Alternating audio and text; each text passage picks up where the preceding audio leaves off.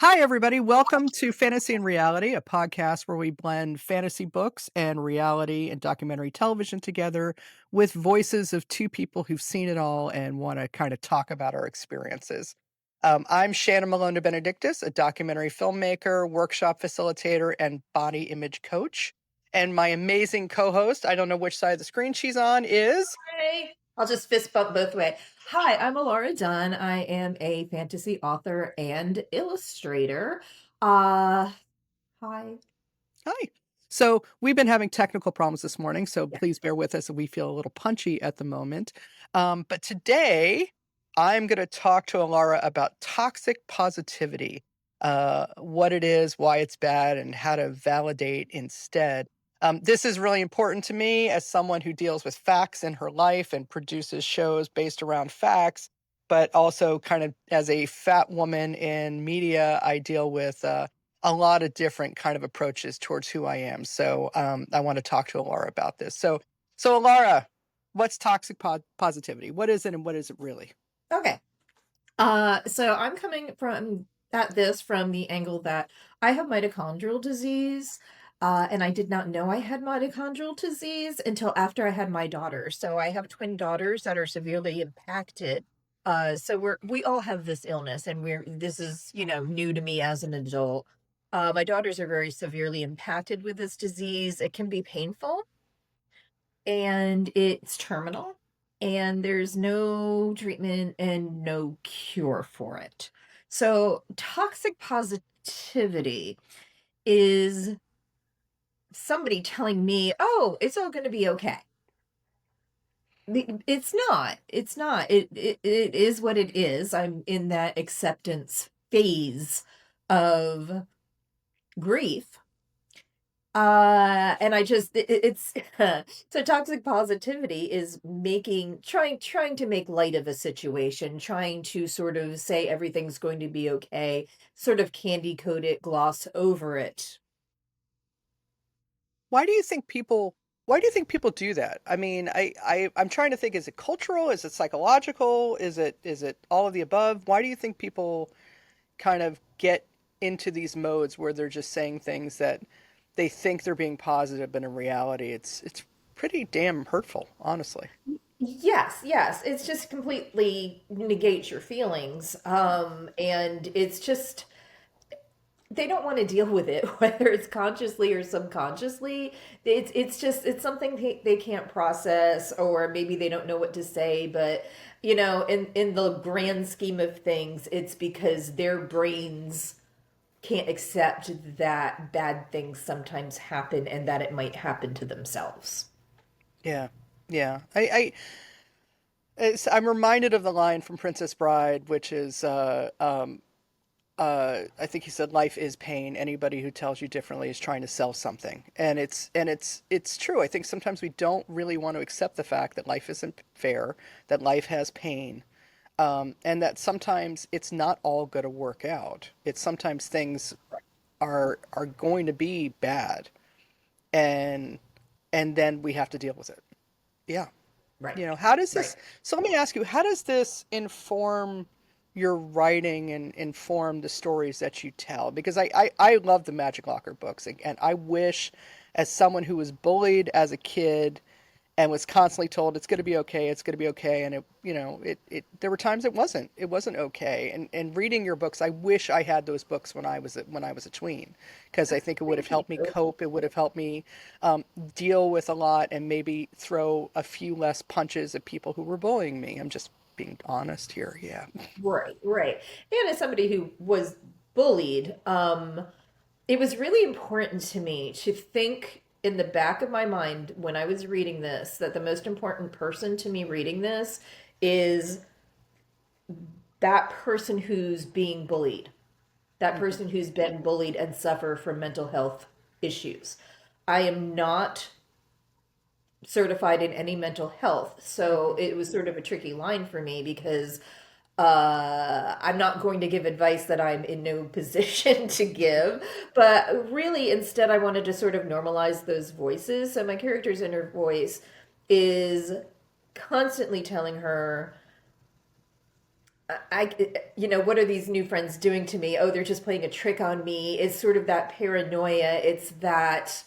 Um, it's those constant thoughts, those inner thoughts of not being good enough, of Hmm. not trusting people. And so I wanted to address that. And, as it turns out, the character does have friends that she can trust. And it does happen, but it's very difficult to get past those emotions. So I didn't want to just negate them and have them be like, oh, she's bullied. Oh, now she has friends. Great. Like it's just not like that. So I definitely deal with it. The fantasy aspects lets me sort of deal with it more in metaphor. But yeah, it was really important to me to sort of, validate those feelings. I think that's something that I think that influences toxic positivity. I think that you talk about in your writing and your stories, you work those things in metaphor, and I think that we've been taught culturally throughout the ages these stories that always end and they lived happily ever after, or they have this kind of sparkling end of like, it'll all be fine, it'll all be great, look what happens, it's going to be, Cinderella's going to find the guy who has her shoe and I guess rescue her from whatever, the whole thing. And I think that And maybe that eventually he'll say a couple words. maybe he'll say something, but Not she's necessary. now her life is going to be forever changed. It why is now Sondheim's Into the Woods popping into my head? It's he really addressed that,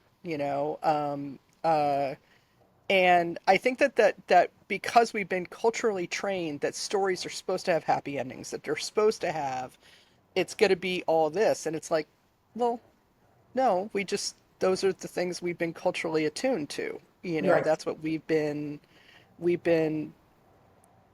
been told and structured and everything given to us. I know when I do a documentary, I'm dealing with facts. I'm dealing with looking at this is what's happening. This is the, blank, blank, A, B, C, D, E, F, G. But I also have to figure out what's the way to tell A, B, C, D, E, F, G in a way that's going to stick, that hopefully makes that information stick, whether it's positive or ending. I think about all the true crime documentaries that always end with the drone shot over the cemetery and the victims' families there, and they now have hope and closure and happy ending. And it's like, well, no, what really happened was pretty awful, guys. It was pretty traumatic. I don't know if having this drone shot at a cemetery is really going to relieve all those feelings that everybody has, but it's kind of imposing that positivity on a situation. At least Right. that's what I think. Yeah, And as you you're aware, know. I really like to sort of riff on those situations, like following the Arthurian arc, while still sort of making fun of it, Yeah. because it is like those stories are fun. They're pure fantasy, Hmm. and I just sort of the great thing about writing, I guess in third person and sort of just addressing her thoughts, but also addressing the thoughts of others that were in different situations. For example, one of her friends is like so cool. Like Ellie thinks she's so cool and so amazing. And anytime this character has bumps in her confidence, my main character's like, how? Like, how is it possible? I find her amazing. And I think that's how we are in our friendships a lot of the time. Hmm. You think somebody's wonderful, and then you find out like people are like, wait, you were bullied? I'm like, yeah, I was, the weird kid or whatnot. Um, but also, is there ever a reason? No, I think that that's like we we've talked about this before, probably not on the podcast, but I think that people want order. People Yeah. secretly want like two plus two equals four, and we talked about this with body positivity and Biggest Loser, and like there's a cause and effect. And when that's not reality. There's there's and and I say this as maybe like a like old age sage, like a 55-year-old kind of like, you know, with you young whippersnappers, you see everything in black and white, and it's like, oh God, life is so gray. You have no idea how gray life is. It's just not black and white.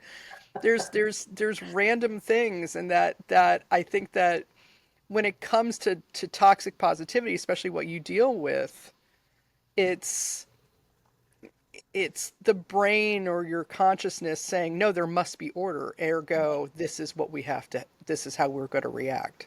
Right, right. And as a society that doesn't believe in karma, it's believing in karma. Yeah. It's just, I tell people all the time that, I'll tell people like I have mitochondrial disease, this is what it is. Yeah. Maybe 10 minutes, maybe 20 minutes later, while we're on a different topic, inevitably the person will say, I take good care of myself. Yeah. And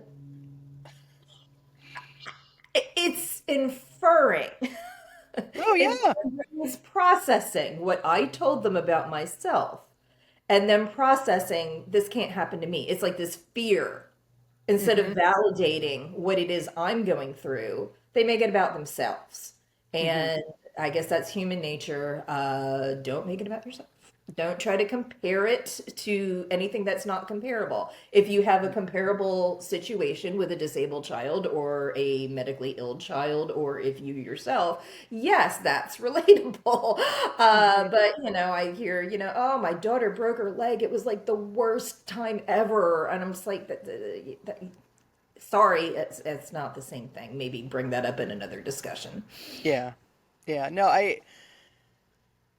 in a different capacity, I said I've experienced bullying and discrimination and things around being heavy my whole life, and sometimes people try to they kind of pull the same things, like, and the one that always sticks with me is I've never thought of you as fat, and it I'm like, how do I take that? How do I respond to that? Because I can either A, you're negating what I look like because I am, I am fat, so I don't know exactly what you're saying. Or B, you're just giving me a hint of exactly how you think of fat people, which is in a negative context. It's Which implying that fat is bad. That's exactly it. It's implying that fat is bad, where, I have gotten to an age where, I've been through every diet, I've done absolutely everything, and it's like, no, this is just who I am, and I'm okay. This is it. I'm never going to be 6 feet tall. I'm never going to be a size four. And if I do ever become a size four, it's not going to be for the best reasons. It's going to be for really bad reasons if I become a size four. Right. So it is what it is. So I think those comments, where it comes from many times, not all the time, I want to make that clear. It comes from a good place, but it's just so unaware. It's just so Yeah. you're And just I actually leaping sometimes I clueless. really Come on, do. buddy. Come on. Yeah. Sometimes I really do doubt that it comes from a good place. I think it's just people feel awkward. They don't know what to say. And Yeah. again, it's just dancing around a subject that either they think is taboo, you don't know like what to say, and immediate like you make everything about yourself. I guess that's human nature. But there's some things you shouldn't make about yourself. Yeah. Another thing I'd say is people, I'll talk about my kids and they'll compare them to their pets. So, yeah, so sort of that again, it's back to that comparison thing. Like you having a bad headache one day is nothing like somebody who suffers migraines. I was told that a chiropractor could could cure me. I'm like, it's genetic. It's my mitochondria. It's a strand of DNA. What? Yeah, But again, but it's wishing it away. It's wishing the conversation away. And that's like it. It's toxic wishing it away. positivity would be Yeah. if I said to you, like, oh, well, it'll be all right, or, oh, can't the doctors do anything? Or it's just wishes it away. And instead to say, man, that sucks. No platitudes. No, it's going to be okay. Because no, when you're in that state, when you live these things, no, telling you Right. it's going to be okay actually doesn't do it Yeah. And again, it doesn't. just totally negates the feeling Exactly. because life is not fair. No, It's not. it's not. And like you not being able to accept that, get past that because there's Yeah. another human being reaching out to you. So how can we validate how can we validate instead? How do we do this other than say, because I think one thing I think that's really important is in the work that we do. I think it's important that we don't gloss over things. I think Right. sometimes, not that we don't want to provide entertainment, but I think entertainment can be found in truth. Right. And Yeah. it's a How fine do line we? because I don't wanna, like, scar, like, kids, it's Yeah. 13 Yeah, you a definitely lot have of to. You middle have a different schoolers line.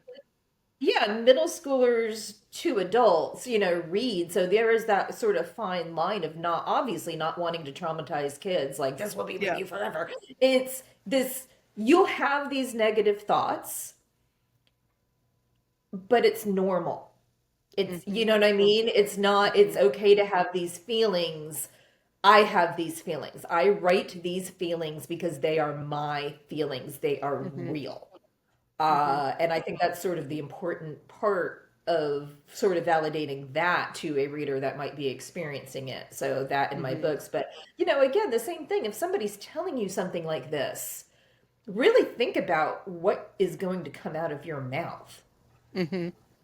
Hmm. And again, just don't negate it. Don't compare it if you don't have a comparable situation, Hmm. comparable I think it can situation. go both ways. Okay. Orangutan, I orangutan. It can go both I ways. write, I don't dictate, so keep that in mind. Yeah. I think I Um, go on. I was going to say I think that one thing also is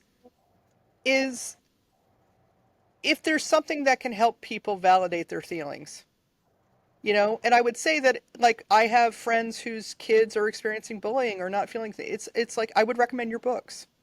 I would recommend your books in a heartbeat because I think that validates their experience. I think that that's where fantasy and writing and creativity can help people know that, it's okay to be sad. It's okay to be angry. It's okay. And that there's people out there who do understand and are not going to, like, push you into doing something you don't want to do or accept something, or kind of have their own selfish motivations, but be in a world that allows you to know you're accepted, your feelings are valid, and it okay.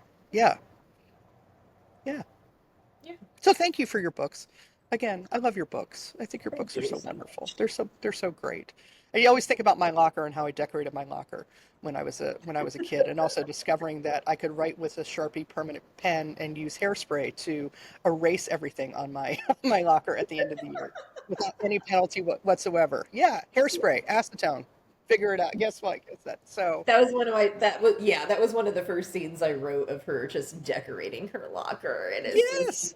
it just kind of shows that, like, sort of that she's like she's perky, upbeat, and positive, and like all these things happen to her, but she's not like it was really important for me to have the concept of every year the magic locker gives somebody a power because there's so many different types of personalities and there are so Hmm. many different types of bullying. So, some of them are, you know what I mean? They're all different personalities dealing with it. So the main character just happens to be like perky, but she loses her cool. She's She not loses. cool. It's okay, and that's okay.